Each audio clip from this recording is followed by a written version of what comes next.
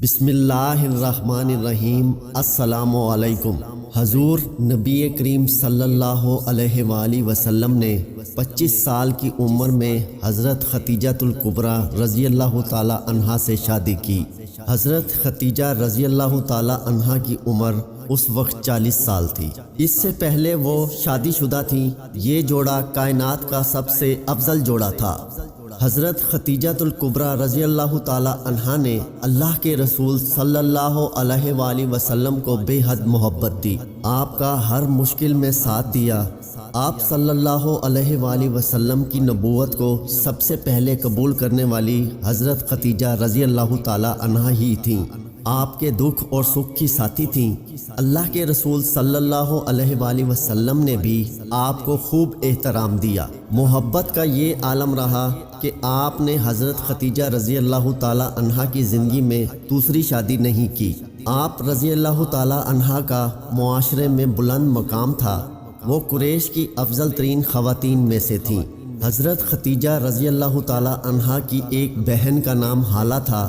ان کے بیٹے ابو العاص بن ربیع کے ساتھ حضور نبی کریم صلی اللہ علیہ وآلہ وسلم کی سب سے بڑی بیٹی حضرت زینب رضی اللہ تعالی عنہا کی شادی ہوئی تھی۔ اس اعتبار سے حضرت حالہ اللہ کے رسول صلی اللہ علیہ وآلہ وسلم کی سالی ہونے کے ساتھ ساتھ آپ کی سمدن بھی تھیں۔ مکہ مکرمہ میں اپنی بہن حضرت خدیجہ رضی اللہ تعالی عنہا کے گھر ان کا آنا جانا تھا، اس لیے حضرت حالہ رضی اللہ تعالی عنہا حضور نبی کریم صلی اللہ علیہ وآلہ وسلم کے لیے غیر معروف نہ تھیں۔ مدنی دور میں ایک وقت ایسا آیا کہ حضرت حالہ بنت خویلد رضی اللہ تعالی عنہا اللہ کے رسول صلی اللہ علیہ وآلہ وسلم کے گھر ملاقات کے لیے آتی ہیں۔ گھر میں داخل ہونے کی اجازت مانگتی ہیں۔ ان کا انداز وہی تھا جو حضرت خدیجہ رضی اللہ تعالی عنہا کا تھا۔ ان کی آواز بھی حضرت خدیجہ رضی اللہ تعالی عنہا سے ملتی جلتی تھی۔ رسول اللہ صلی اللہ علیہ وآلہ وسلم نے جب ان کی آواز سنی تو حضرت خدیجہ رضی اللہ تعالی عنہا کی آواز یاد آ گئی۔